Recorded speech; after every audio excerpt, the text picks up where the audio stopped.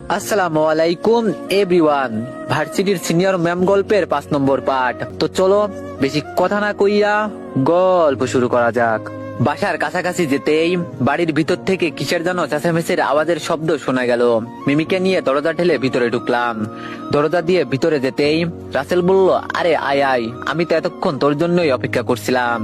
রাসেলকে দেখে আমি জায়গায় দাঁড়িয়ে গেলাম। এইসব দেখে যেন আমি বোকা হয়ে গেছি। আমার পুরো পরিবারের মাথায় পুলিশ বন্দুক ঠেকিয়ে রাখছে। সবাই অসহায়ের মতো আমার দিকে তাকিয়ে আছে। আমি এখন কি করব কিছুই বুঝতে পারছি না। রাসেল আমাকে ইশারা করে বলল সোফায় বসতে। এখন আমি চাইলেও কিছু করতে পারবো না। আমি এখন পুরোপুরি অসহায় হয়ে গেছি। এই মুহূর্তে আমি কি করব এটাই ভাবতে পারছি না। রাসেল আমার সামনে দাঁড়িয়ে বলল, কত করে বললাম তোরে আমার সাথে পাঙ্গা নিবি না। এবার হলো তো, তোর ম্যাডাম হয়তো তোরে মারতে পারে নাই, তবে আজকে আমি তোরে পুরোই পঙ্গু বানিয়ে দিব। হাত পা থাকার পরেও তুই কিছু করতে পারবি না। আমি বললাম, আমার পরিবারের সবাইকে ছেড়ে দে, তোর শত্রুতা তো আমার সাথে। রাসেল মিমির দিকে তাকিয়ে বলল, যা, সবাইকে ছেড়ে দিব, শুধু মিমি আমার সাথে 1 ঘন্টা কাটাবে, পরে তুই ওকে বিয়ে করে নিস, এতে আমার কোনো আপত্তি নেই। আমি রাসেলের কলার ধরে বললাম, কুত্তার বাচ্চা, তোর এত বড় সাহস আমার হবু বউকে বলিস তোর সাথে কিনা থাকতে। রাসেল বলল, আহা বোকামি করলি। আমি কিন্তু হাতে ইশারা করলে হয়তো তোর বাবা নইলে তোর মা কেউ একজন তো মরবে। আমি রাসেলের কলার ছেড়ে বললাম, প্লিজ ওদের ছেড়ে দে তুই। রাসেল বলল, আমার পা ধরে ক্ষমা চা, তাহলে ছেড়ে দিব যা। বাবা রাসেলের কথা শুনে বলল, আমাদের মারলে কোনো আপত্তি নাই, কিন্তু তুই ওর মতো নষ্ট ছেলের কাছে মাথা নত করবি না। বাবার কথা শুনে রাসেল হাসতে হাসতে বলল, ও মা তাই নাকি আঙ্কেল, তো আপনাকে দিয়ে শুরু করি কি বলেন। আমি এবার রাসেলের পায়ে পড়ে বললাম, প্লিজ ওদের ছেড়ে দে, তুই যা ইচ্ছা তাই কর আমার সাথে, কিন্তু ওদের ছেড়ে দে প্লিজ। রাসেল হাসি দিয়ে বলল, ও মা এত সহজেই ছেড়ে দিব? এই পুলিশ কনস্টেবলরা আমার পাওয়ার একটু দেখাও তো। এক কাজ করো, মুরব্বীদের দিয়ে আগে শুরু করি, চালাও গুলি। রাসেলের কথা মতো গুলি চললো, তবে 2টা গুলি, একটা আমার বাবা আর একটা আমার আম্মুর মাথা ছিদ্র করে এপাশ থেকে ওপাশ চলে গেল। আমি আম্মু বলে জোরে একটা চিৎকার দিলাম, চোখ থেকে টপ টপ করে পানি পড়ছে। বাবা মা নিচে চুপটি করে শুয়ে আছে, কোনো কথা বলছে না। আমার কলিজা যেন ছিঁড়ে যাচ্ছে। আরো 2টা পুলিশ এসে আমাকে ধরলো। রাসেল হাসতে হাসতে বলল, কিরে ড্রামা কেমন দেখালাম, আরো দেখবি? আমি একাধারে কেঁদেই যাচ্ছি, মুখ দিয়ে কোনো কথা বেরোচ্ছে না আমার। রাসেল আমার শার্টের কলার ধরে বলল, এবার তোর হবু বউ আর তোর আপুর পালা। আমি দ্বিতীয়বারের মতো ওর পা জড়িয়ে ধরে বললাম, আমাকে আর এতিম করবি না, প্লিজ ওদের ছেড়ে দে তুই, তুই যা বলবি আমি তাই করব। রাসেল আমাকে তুলে বলল, ও তাই বুঝি, এই নে পিস্তল। রাসেল মিমিকে টেনে এনে আমার সামনে দাঁড় করিয়ে বলল, ওর মাথায় গুলি কর। এবার আমার হাত থেকে পিস্তলটা নিচে পড়ে গেল। রাসেল বলল, আমি জানি তুই এটা পারবি না, আর যদি না পারিস তাহলে তোর হবু বউকে আমি ধর্ষণ করব, পরে ওকে মারবো, আর আমার কথা না শোনার জন্য সাথে তোর বড় বোনকেও। আমি মাথায় হাত দিয়ে সোফায় বসে গেলাম, কান্না করছি আর বলছি, আমার বাবা মাকে আমার চোখের সামনে মারলি, এবার বলিস আমি আমার ভালোবাসার মানুষকে মারবো? প্লিজ তুই ছেড়ে দে এবার আমাকে, আমি আর নিতে পারছি না। রাসেল বলল, নিতে না পারলেও নিতে হবে। আমাকে যখন মেরেছিলি তখন মনে ছিল না তোর যে আমি কে? এমনকি তুই আমার বাবাকে পর্যন্ত ছাড়িসনি, ওনার মাথা ফাটিয়ে দিলি, এখন কেন বলিস বাঁচাতে? আমি বললাম, আমার ভুল হয়ে গেছে, প্লিজ মাফ করে দে আমাকে, ভুল করে ফেলেছি আমি। রাসেল বলল, আচ্ছা যা, তোরে ছেড়ে দিব আমি, 2টা থেকে একটা অপশন চুজ করে নে, বড় বোন আর দুলাভাইকে বাঁচাবি নাকি গার্লফ্রেন্ডকে? আমি বললাম, আমি আর নিতে পারছি না, আল্লাহ দোহাই লাগে, তুই প্লিজ আমাকে ছেড়ে দে, আমার ভুল হয়ে গেছে। রাসেল বলল, এই তোরা তাকিয়ে দেখিস কি ওর বোনকে? মিমি বলল, প্লিজ মারবেন না কাউকে, আমাকে একটু সময় দেন। রাসেল হাসি দিয়ে বলল, আচ্ছা যা দিলাম, দেখি তুই কি করতে পারিস। মিমি আমার চোখের পানি মুছে আমার হাত ধরে বলল, একদিনের পরিচয় আমাদের, কিছুদিন গেলেই তো ভুলে যাবেন, মেরে ফেলুন আমাকে, অন্তত আমার ভাই আর ভাবি বাঁচবে। মিমিকে জড়িয়ে ধরে নিচে বসে গেলাম, কান্না করতে করতে বলছি, আমাকে মেরে ফেলো তুমি, আমি তোমাকে মারতে পারবো না, অনেকটা ভালোবেসে ফেলেছি তোমাকে। আমার সাথে মিমিও নিচে বসে বলল, এই আমার দিকে তাকাও, এভাবে বোকার মতো কান্না করছো কেন? ওরা তোমার মা বাবাকে মেরে ফেলেছে, যদি ওদের কথা না শোনো তাহলে তোমার পুরো পরিবার ধ্বংস করে দিবে। আমি মেয়েটা আসলেই ধ্বংসবতী, তোমার জীবনে এসেছি থেকে শুধু তোমার সাথেই খারাপ হয়ে যাচ্ছে। আমি সত্যি খুব খারাপ মেয়ে, আমার মতো মেয়ে ভালোবাসা পাওয়ার যোগ্য নয়। এই সব কিছু হয়েছে আমার কারণে। আমার কারণে আপনার বাবা মা মারা গেছে, সব দোষ আমার। আমি বললাম, এভাবে বলো না প্লিজ। মিমি বলল, আমার মতো কত মেয়ে পাবেন এই পৃথিবীতে, শুধু একটু মনে রাখিয়েন আমাকে। মিমি নামে কেউ একজন ছিল আপনার জীবনে, খুব ইচ্ছে ছিল আপনাকে যত্ন করে ভালোবাসবো, কিন্তু তা পেলাম না, ভালোবাসার কাছে হেরে গেলাম। দেখেন আমি মেয়েটা কেমন, আজকে আমাদের বিয়ে ছিল, কিন্তু আপনাকে স্বামী হিসাবে পাই নাই। আমি ভালোবাসা পাওয়ার যোগ্য না। শেষবারের মতো ইচ্ছা ছিল আপনার খালি বুকে মাথা রেখে ঘুমাবো, সেটাও হলো না। উপরওয়ালার কাছে বলছিলাম আপনাকে যেন আমার করে দেয়, কিন্তু দিল না। আমার মাঝে কি এমন কমতি ছিল যে আপনি আমার হলেন না? 1 সেকেন্ডের দরকার ছিল না আমার, 1 ন্যানো সেকেন্ডের জন্য আপনি আমার হতেন। আমার বুকের ভেতরে খুব বেশি যন্ত্রণা করছে, হয়তো এটা আপনাকে হারানোর ভয়। এক ছিটা ফোঁটা, এমনকি একটু জল পরিমাণের ভালোবাসাও পেলাম না আমি। কেন আমার সাথে এমন হচ্ছে? মিমি হাউমাউ করে কান্না করতে করতে আমাকে জড়িয়ে ধরলো। একদিকে বাবা মাকে হারানোর বেদনা, আর একদিকে গার্লফ্রেন্ড হারানোর বেদনা। চোখ থেকে শুধু পানি পড়ছে, কিন্তু আমার মুখ দিয়ে কোনো কথাই বের হচ্ছে না। রাসেল আস্তে করে বলল, আমার এত সময় নেই, আমার আবার আরেক কাজে যেতে হবে, তাড়াতাড়ি কর, নইলে আমি সবকিছু ফিনিশিং করে দিব। মিমি নিচ থেকে পিস্তলটা হাতে নিয়ে আমার হাতে দিল। আমার হাত এবার কাঁপতে লাগলো। দুলাভাই চিৎকার দিয়ে বলছে, প্লিজ তোরা আমার ছোট বোনের সাথে এমন করিস না, ও পিচ্ছে একটা মেয়ে। আমি চোখ বন্ধ করে দিলাম। মিমি আমার মাথা ধরে বলল, আমাকে মারতে পারবেন আমি জানি, আমাকে যদি বাঁচিয়ে রাখেন তাহলে ও আপনার হবু বউয়ের ইজ্জত লুটে নিবে। আপনি বুঝি তাই চান? আমি বললাম, আমি তোমাকে মারতে পারবো না, আমি পারবো না। মিমি গুলির টিগারে আমার আঙ্গুল রেখে বলল, গুলিটা একটু আস্তে করিয়েন, কখনো বাবা মা মারে নাই তো, এজন্য অল্প ব্যথা পেতেই কান্না করে দিই। তবে আপনার দিকে তাকিয়ে সহ্য করে নিব, চিৎকার দিব না। আমি চলে যাওয়ার পর ঠিকমতো খাওয়া দাওয়া করবেন, আর ভালো একটা মেয়ে দেখে বিয়ে করে নিবেন। আমি পিস্তলটা ঘুরিয়ে যেই আমার মাথায় গুলি করব, তখন রাসেল আমার হাত ধরে বলল, তুই মরলে হবে কিভাবে? আমরা তো তোরে জীবিত রাখতে চাই, 1 মিনিটের মাঝে ওকে মারবি, না হলে আমি আমার কাজ শুরু করব। 59, 58, 57, 56, 55, এভাবে রাসেল সময় গুনছে। মিমি ওর মাথায় পিস্তল ঠেকিয়ে বলল, আজকে আমি প্রমাণ করে দিতে চাই, ভালোবাসার জন্য মানুষ সব পারে। আমরা মেয়েরা খুব মায়াবী, জানেন, কাছের মানুষের কষ্টগুলো দেখতে পারি না। ওই যে আমাদের মন নরম, এজন্য হয়তো আমরা মাঝে মাঝে প্রিয় জিনিস ত্যাগ করি। তবে আপনাকে শুধু এটুকু বলতে চাই, খুব খুব ভালোবাসি আপনাকে। মার্জাবা মুভির মতো মিমি নিজের গলায় হাতে ইশারা করে বলল, মেরে ফেলুন, প্রিয় মানুষের হাতেই তো মরছি। অনেক অনেক চাইতাম আপনাকে, আল্লাহ আমাদের মিলন তুমি লিখলে না, কলমের কালি দিয়ে না লিখলেও এভাবে একটু লিখে দিতেন, আমি ওর বুকে মাথা রেখে একবার একটু নিঃশ্বাস নিতাম। আমার আশা তুমি পূর্ণ করলে না। রাসেল বলল, 17, 16, 15। মিমি আবার বলল, সময় কম, প্লিজ। আমি বললাম, আমি পারবো না মিমি, আমি তোমাকে ছাড়া বাঁচতে পারবো না। আপু কান্না করতে করতে ফ্লোরের উপর বসে বলছে, এমন করিস না ভাই আমার, ও পিচ্ছে একটা মেয়ে, আমাদের মেরে ফেললে কোনো সমস্যা নাই। রাসেল বলল, 5, 4, 3। মিমি আমার ঠোঁটে আলতো করে ওর ঠোঁট বসিয়ে দিল, আর সাথে সাথেই ঠাস করে একটা শব্দ হলো। রাসেল হাসতে হাসতে বলল, ইস কি কষ্টের দৃশ্য। আমার ঠোঁট থেকে মিমির ঠোঁট ছড়ে মিমি ধস করে নিচে পড়ে গেল।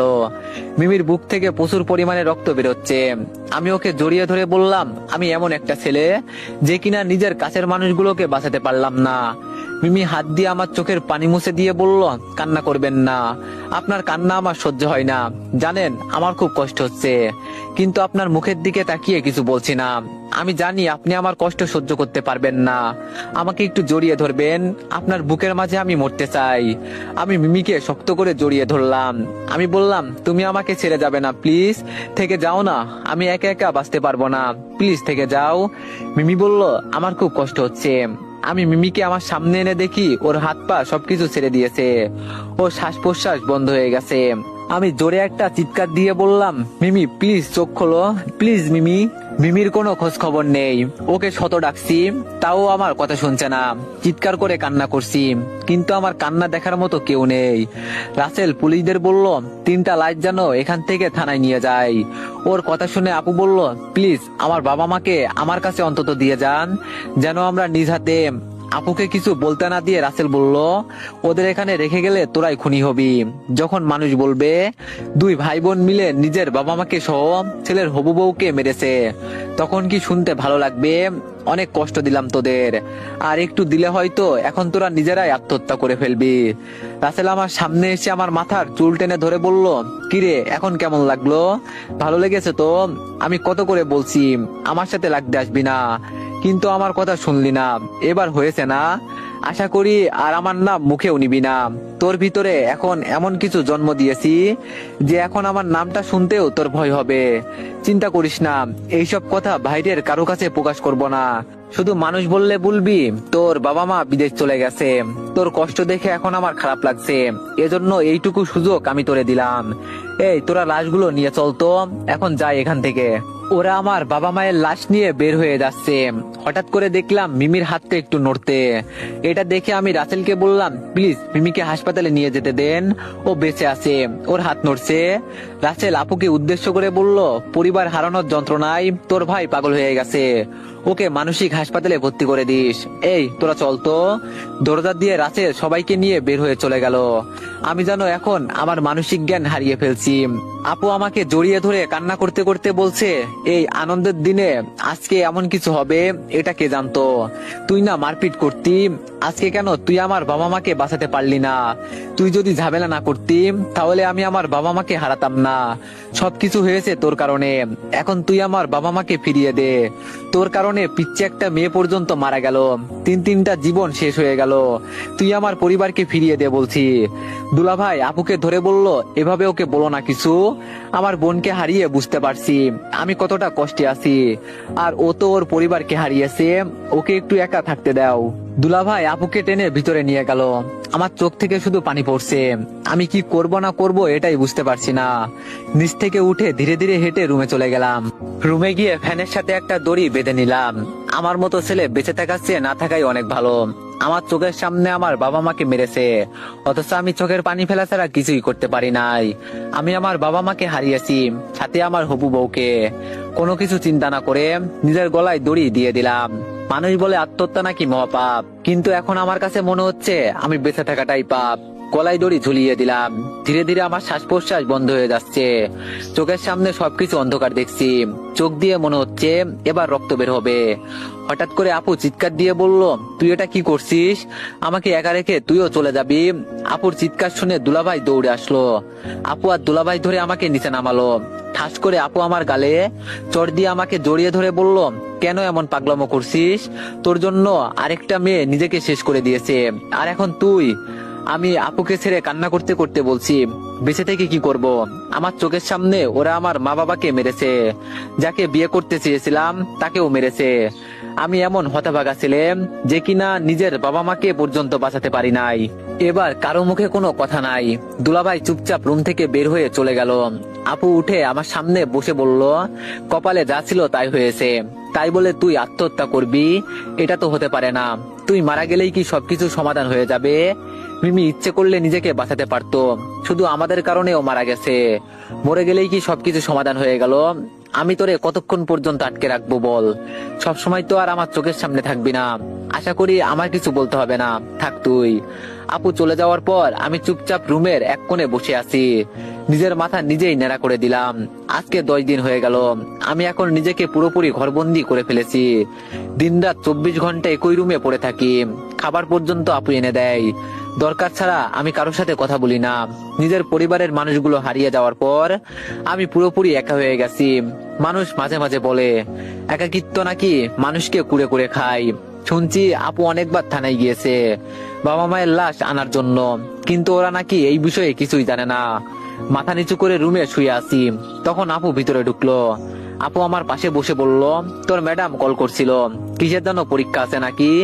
যা কলেজ থেকে ঘুরে আয়, মন ভালো হয়ে যাবে। আপুর কথা শুনে আমার সেই পুরাতন কথা মনে হয়ে গেল। আমি চুপ করে আছি দেখে আপু বলল, কিরে আমি তোরে কি বললাম? আমি এবার আপুর দিকে তাকিয়ে বললাম, যা এখান থেকে, আমার দ্বারাই কিছুই হবে না, পড়াশোনাও আমার দ্বারা হবে না, ছেড়ে দিব সবকিছু। আপু রেগে আমার কান ধরে ধমক দিয়ে বলল, 10 মিনিটের ভিতরে রেডি হয়ে কলেজে যাবি। কান্না করতে করতে চোখ মুখ সবকিছু ফুলে গেছে, এখন যা বাইক থেকে ঘুরে আয়। আমি বললাম, আমি না গেলে কি হয় না আপু? আপু বলল, তোরে যেতে বলছি, যা, যেটা বলছি সেটা কর। আর এই চার দেওয়ালের মাঝে নিজেকে বন্দি করে রাখলে কি এমন হবে? আমি বুঝতে পারছি তখন তোর কোনো দোষ ছিল না, নিজেকে আর দোষী মনে করিস না ভাই আমার। এখন কলেজে যা। আমি বলে ওয়াশরুমে চলে গেলাম। ভালো কাপড় পরতে মন চাই না, নিজেকে আয়নাতে দেখলে নিজের মায়া লাগে। চেহারার কি অবস্থা হয়েছে আমার। ফোনটা হাতে নিয়ে ওপেন করতেই মিমির ছবিটা সামনে এলো। চোখের কোণে হালকা জল এসে গেল। দরজায় দাঁড়িয়ে আপু বলল, আবার শুরু করলি? আমি তোরে কত করে বলছি এইসব চিন্তা করিস না, যা হয়েছে কান্না করলে কি ফিরে আসবে? যদি ফিরে আসতো তাহলে আমার মতো হয়তো কেউ কান্না করে নাই। একটা রাত ঠিক মতো ঘুমাতে পারি নাই। আমার চোখের সামনে এখনো আমার বাবা মায়ের মুখগুলো ভেসে ওঠে। ভাই আমার, এইসব বাদ দিয়ে এখন কলেজে যা, পড়াশোনা না করলে জীবন নষ্ট। আমি আপুর কথা মতো রেডি হয়ে বাসা থেকে বের হয়ে গেলাম। আগে নিজের গাড়ি পর্যন্ত নিয়ে যেতাম, কিন্তু এখন হেঁটে হেঁটে যাচ্ছি। কলেজের গেট পর্যন্ত যেতেই দেখি আমার বন্ধুরা সবাই মিলে নতুন ছেলে মেয়েদের র্যাগিং করছে। আমাকে দেখে পাবেল ডাক দিয়ে বলল, এই ছেলে এই দিকে আয়। সাথে সাথে রুদ্র পাবেলকে বলল, ওর মন মেজাজ খুব খারাপ, চেহারার অবস্থা দেখ, ওর কাছের মানুষগুলোকে মারা হয়েছে, ছেড়ে দে ওকে। রুদ্রর কথা শুনেই পাবেল বলল, এখানে আয়। আমি ওদের সামনে যেতেই পাবেল আমার মাথায় জোরে থাপ্পড় দিয়ে বলল, টাক মাথা হাতাতেই ভালো লাগে। কে যেন বলছিল, তোদের এক একটাকে কেটে টুকরো টুকরো করব। আরো কি যেন বলছিল মনে হচ্ছে না। রুদ্র বলল, এই ছেলে তুমি এখন যেতে পারো, সরি তোমাকে বিরক্ত করার জন্য। পাবেল আমার কলার ধরে বলল, যা আমাদের জন্য সিগারেট নিয়ে আয়, বেশি দেরি করবি না, একটু পর আবার আমাদের ক্লাস শুরু হবে। আমি কোনো প্রতিবাদ না করে চুপচাপ ওদের কথা মতো দোকান থেকে এক প্যাকেট সিগারেট এনে ওদের হাতে দিলাম। পাবেল আমার গালে চড় দিয়ে বলল, মানুষ চিনিস তুই? তোর ভাগ্য ভালো ছিল যে সেই দিন তুই বেঁচে গেছোস, যা এখন এখান থেকে। আমি চুপচাপ হেঁটে চলে যাচ্ছি। পেছন থেকে পাবেল বলল, বুঝলাম না, এতটা রাগী বদমেজাজি একটা ছেলে হঠাৎ করে এত ঠান্ডা হয়ে গেল কিভাবে? আমার বাবা মাকে কেউ আমার সামনে মারলে তাকে তো আমি জ্যান্ত খুন করে ফেলতাম। আমি ওদের কোনো কথা না শুনে চুপচাপ ক্লাসে চলে গেলাম। আগে সব সময় ক্লাসে সবার সামনে বসতাম, কিন্তু আজকে সবার পিছনে চুপটি করে বসে আছি। ধীরে ধীরে সবাই ক্লাসে চলে আসলো। এটা আবার রিয়া ম্যাডামের ক্লাস। রিয়া ম্যাডাম ক্লাসের ভিতরে প্রবেশ করে সবার আগে আমার দিকে নজর দিল। আমি আমার মতো চুপচাপ মাথা নিচু করে বসে আছি। রিয়া ম্যাডাম উনি উনার মতো ক্লাস নিচ্ছেন। তখন পাবেল দাঁড়িয়ে বলল, ম্যাডাম, দীপু জোর করে আমার কাছ থেকে আমার ফোন কেড়ে নিয়েছে, এমনকি আমার মানি ব্যাগ। রিয়া ম্যাডাম রেগে মেগে আমার সামনে দাঁড়িয়ে বলল, ও যা বলল সব কি সত্যি কথা? আমি কিছু না বলে চুপচাপ বসে আছি। রিয়া ম্যাডাম বলল, পকেটে যা যা আছে সবকিছু বের কর। আমি ফোনটা বের করলাম, মানি ব্যাগ বের করলাম। রিয়া ম্যাডাম সবকিছু হাতে নিয়ে বলল, বাম পকেটে কি কি আছে বের কর। আমি বাম পকেট থেকে আমার বাবা মা আর মিমির ছবিটা বের করলাম। 3 নম্বর বেঞ্চ থেকে আমাকে কিডন্যাপ করা সেই মেয়েটা দাঁড়িয়ে বলল, আমি আপনাকে খুব ভালো মনে করতাম ম্যাম। মানুষের যত সমস্যা হয় সবকিছু প্রিন্সিপালের কাছে বলে, আর তিনি যদি একটু খারাপ হয় তাহলে সব শেষ। এই ছেলেটার বাবা মাকে, এমনকি ওর ভালোবাসার মানুষকে খুন করা হয়েছে। আপনি কি ওর মনের পরিস্থিতি বুঝতে পারছেন ম্যাডাম? পকেট থেকে মানি ব্যাগ নিলেন, আবার মোবাইলও নিলেন। এখন কি এই পিকগুলোও নিয়ে যাবেন? কেউ রিপোর্ট না করলেও আমি বলবো আপনি প্রিন্সিপাল হবার যোগ্য নন। আমি এই ছেলেটার মানি ব্যাগ নিয়েছি 2 দিন, কিন্তু আমাকে কোনোদিন মুখের কথা পর্যন্ত বলে নাই। হয়তো আপনার মুখের ওপর কথা বলছি বলে আমাকে কলেজ থেকে বের করে দিতে পারেন, কিন্তু এতে আমার কোনো আফসোস নাই। টাকা হলে মানুষ সবকিছু পায় না ম্যাডাম। মেয়েটা এসে ম্যাডামের হাত থেকে সবকিছু নিয়ে আমাকে বলল, চলেন এখান থেকে। এখানে থেকে কি মার খাওয়ার ইচ্ছা আছে আপনার? মেয়েটা এক প্রকার টেনে আমাকে কলেজ থেকে বের করলো। আমাকে ক্যান্টিনে নিয়ে খাবার অর্ডার করে বলল, আগে কিছু খেয়ে নেন। চেহারা দেখে মনে হচ্ছে এতদিন কিছু খান নাই। আর চিন্তা করবেন না, এই যে আপনার মানি ব্যাগ আর মোবাইল, আজকে কিছু নিব না। আর হ্যাঁ, আমার নিকনেম ইভা। আমি কথা বলছি না দেখে মেয়েটা আবার বলল, কি হলো, কথা বলছেন না কেন? আমি শুধু বললাম ইভা বলল, আচ্ছা আগে কিছু খেয়ে নেন। আমি খাবার সরিয়ে মেয়েটাকে হাতে ইশারা করে বললাম, আমাকে এখন যেতে হবে। মেয়েটা খপ করে আমার হাত ধরে বলল, একটু বসেন প্লিজ। আমি পকেট থেকে মানি ব্যাগ বের করে দিয়ে বললাম, এটা লাগবে তো, নিয়ে যাও। মেয়েটা আমার হাত ছেড়ে মাথা নিচু করে বলল, পেটের যন্ত্রণায় মানুষ কত কিছু করে। কখনো কি ফুটপাতে পড়ে থাকা খাবার খেয়েছেন? আমি খেয়েছি। যার এই পৃথিবীতে বাবা মা কেউ নেই, সে বোঝে কষ্ট কি জিনিস। বলতে পারেন আমি সেই দিনের মতো মিথ্যা বলছি, তবে না, আমি আমার মরা মায়ের কসম খেয়ে বলছি সবকিছু সত্য। আমি জানি আমি আপনার সাথে অন্যায় করে ফেলেছি। বিশ্বাস করেন, যখন শুনেছি রাসেল আপনার বাবা মাকে হত্যা করেছে, তখন আমি বললাম ওয়েট ওয়েট, তুমি কিভাবে জানো যে রাসেল? ইভা বলল, রাসেল সবাইকে নিজ মুখে এই কথা বলছে, কিন্তু আপনার মন খারাপ দেখে মনে হলো আপনার পাশে থাকা দরকার। নিজেকে এভাবে ভেঙে ফেললে হবে? আমি বললাম, এছাড়া আমি কি করব বলো? ওরা আমার হবু বউকে পর্যন্ত মেরে ফেলেছে। ইভা বলল, ওরা আপনার বাবা মাকে মেরেছে, আপনি ওর পুরো গোষ্ঠী সহকারে মেরে ফেলবেন। আমি বললাম, আমার দ্বারা এইসব সম্ভব নয়, বেঁচে থাকতে আমার আর ভালো লাগে না। ইভা বলল, আমি টাকার সাথে লড়াই করতে করতে এখানে এসেছি, আমি জানি কষ্ট কি জিনিস। যদি কিছু মনে না করেন তাহলে আপনাকে একটা কথা বলবো। আমি জানি আপনার মন খারাপ, এরপরও বলতে ইচ্ছা করছে। আমি বললাম, বলো। ইভা বলল, আপনি গ্যাং লিডার হবেন, আমরা মিলে খুব শক্তপোক্ত একটা গ্যাং তৈরি করব। আপনি শুধু পরিচালনা করবেন, আমরা সবাই মিলে রাসেলের বিরুদ্ধে রুখে দাঁড়াবো। কিরে, তোরা এখানে কি করিস? আর এটা তো সেই মেয়ে যে ছিনতাইকারী। আর শোন, তোর পকেট থেকে ছবিগুলো দে তো, আমার দরকার আছে। পাভেলের কথা শুনে মেয়েটা ওদের বলল, দেখ ওর এমনি মন খারাপ, ওকে বিরক্ত করিস না। পাভেল মেয়েটাকে ঠাস করে একটা চড় দিয়ে বলল, তুই এখন এখান থেকে যা বলছি, আমাদের মাঝে তুই নাক গলাবি না। পাভেল জোর করে আমার পকেট থেকে পিকগুলো নিয়ে হাসতে হাসতে বলছে, দেখ তোর সামনেই এগুলো আগুন দিয়ে পুড়িয়ে দিব, যদি পারিস তাহলে কিছু কর। এই কথা বলে পাভেল পিকগুলো আগুন লাগিয়ে দিল। আমি চোখ বন্ধ করে নিজেকে শান্ত রাখছি, কিন্তু আমি আর সহ্য করতে পারলাম না। পাভেলের গলায় এক হাত দিয়ে ধরে ওকে উঁচু করে বললাম, কুত্তার বাচ্চা, তুই আমার সামনে পিকগুলো আগুন লাগিয়ে দিলি, আজকে দেখি তোরে কে বাঁচাই। পাভেল বাঁচার জন্য আমার দিকে হাত ছুড়াছুড়ি করছে, কিন্তু আমি ওকে বেশ শক্ত করেই ধরলাম। আমার চোখ পুরো লাল হয়ে গেছে। আমার এই রূপ দেখে কেউ আমার কাছে আসার পর্যন্ত সাহস পাচ্ছে না। রুদ্র দৌড়ে ম্যাডামকে নিয়ে আসলো। রিয়া ম্যাডাম এসে জোরে ধমক দিয়ে বলল, ওকে ছেড়ে দাও বলছি, কলেজে ঝামেলা করলে তোমাকে সাসপেন্ড করা হতে পারে। পাভেলকে দূরে ফেলে দিলাম। রিয়া ম্যাডাম আবার বলল, ভাবছিলাম তোমার বাবা মা মারা গেছে, ভাবলাম তুমি ভালো হয়ে গেছো, কিন্তু এখন দেখি তার বিপরীত হয়েছো। আমি ম্যামের কথা শুনে সাথে সাথে উনার চুলের মুঠি ধরে ভরা মাঠে সবার সামনে বললাম, আমাকে কি তোর মতো বেশ্যা মনে হয় রে? যখন মন চাইবে তখন আমাকে মারবি?